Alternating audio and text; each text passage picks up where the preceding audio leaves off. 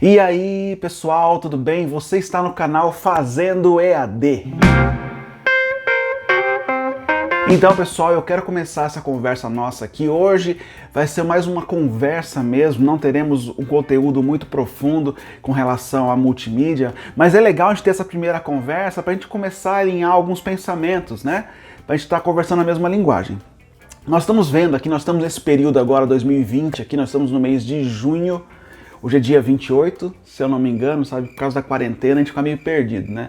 Mas hoje, dia 28 de junho, nós estamos, assim, vivendo já há alguns meses essa questão da pandemia, essa questão do afastamento das aulas, da escola. E aí as escolas, as empresas, as igrejas, as comunidades tiveram que se virar para começar a criar material para atender o seu público de forma à distância, né? Um material feito para ser visto no computador, para ser visto no celular, enfim. Então, por exemplo, hoje nós temos lives de música, né? Para todo lado. De todo tipo que você imaginar. É sertanejo, é hip hop, é evangélico, é gospel. Enfim, tem de tudo acontecendo através de lives. As igrejas, por exemplo, estão adotando os cultos, né, à distância, cultos através de lives, né? Mas não é só isso. Nós temos reuniões empresariais.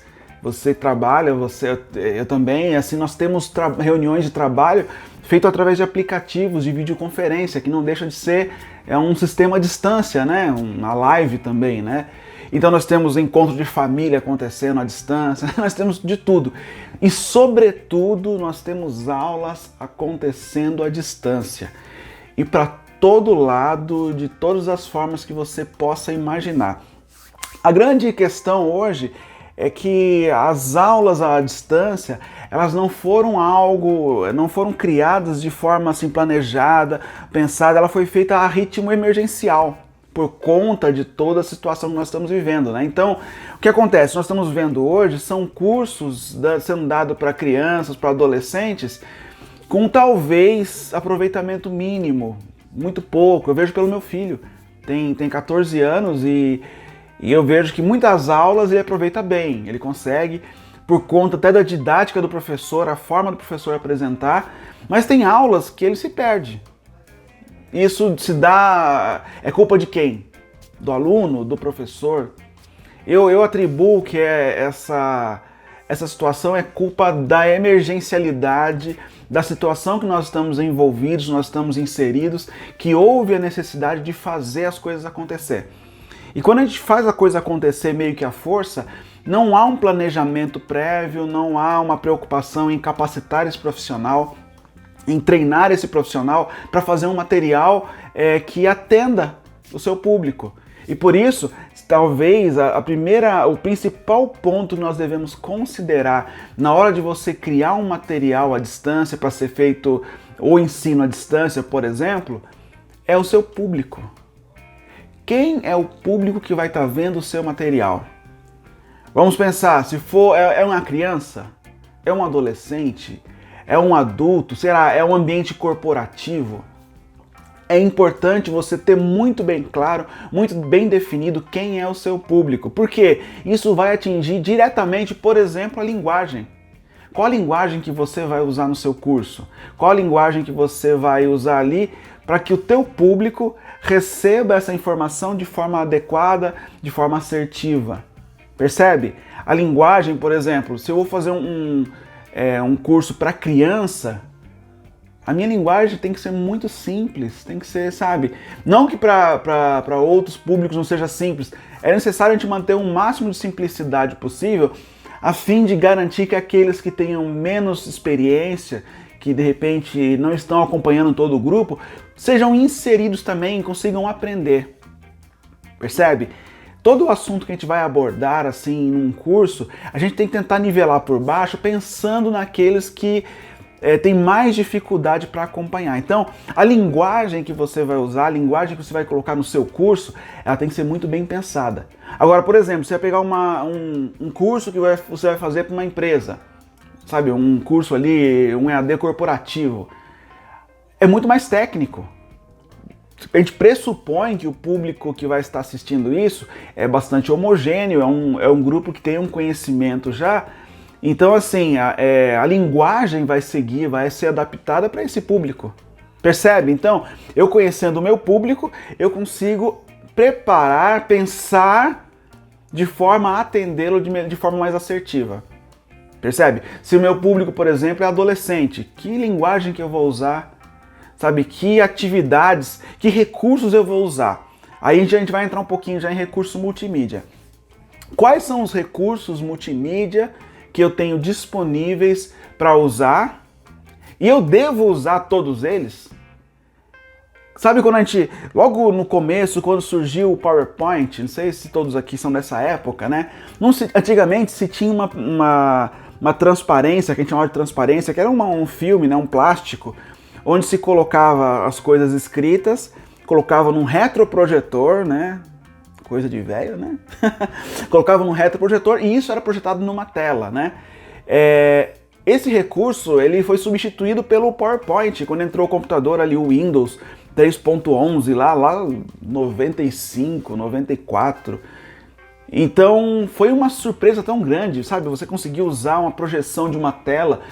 Qual o fenômeno que aconteceu nessa época? Era tão legal, tinha coisinhas para você colocar para piscar, tinha isso, tinha aquilo, e a gente se empolgado com essas mudanças, com essas novidades, a gente colocava de tudo. Não sei se vocês vivenciaram isso, mas uma apresentação em PowerPoint era um desfile de carnaval, tinha todo tipo de cor, tipos de fonte diferente, usava sublinhado, fontes piscando, colocava GIFs, né? Aquelas imagens assim, era uma feira. Então, hoje nós temos muitos recursos de multimídia muito avançados, nossos recursos são muito amplos hoje. E se a gente não tomar cuidado, a gente começa a querer aplicar todos os recursos, sabe? Não, eu sei fazer, então eu vou colocar aqui. E acaba sendo contraproducente.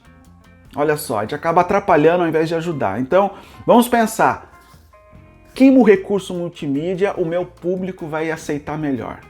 Por exemplo, se o seu público é infantil, com certeza você tem que trabalhar algo mais lúdico, algo mais como gamificação, alguma brincadeira. Se o teu público tem mais conhecimento, você pode ser um pouco mais denso no assunto, mais pesado no assunto, né?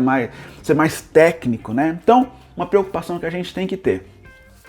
E vamos falar um pouquinho, porque essa live, para não ficar muito, esse vídeo para não ficar muito longo, eu quero só pontuar algumas coisas. Uma coisa importante a gente pensar também são os desafios que tem a educação à distância. Eu pontuei só alguns.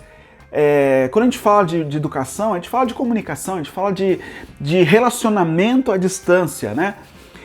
Como que eu faço, olha o desafio, como é que eu faço para garantir que a mensagem que eu estou emitindo seja recebida de forma adequada pela pessoa que está assistindo?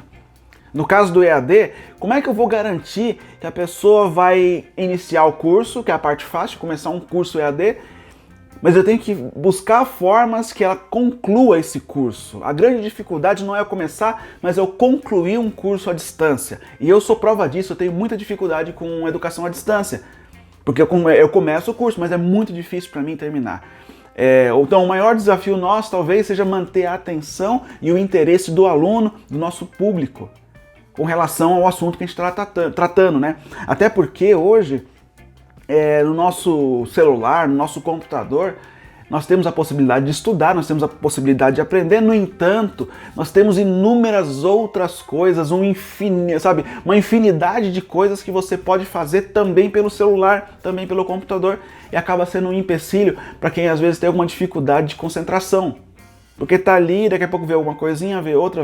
Então, é um desafio que o EAD, nós que pensamos em EAD, temos que estar sempre conscientes. Isso vai acontecer. Então, de que forma eu vou construir o meu curso? Que mídias eu vou usar no meu curso para aprender, para garantir que o meu aluno vai ficar ali, ó, sabe, interessado. Puxa, o assunto é legal e eu quero continuar aqui, sabe? Às vezes a forma de apresentar, né?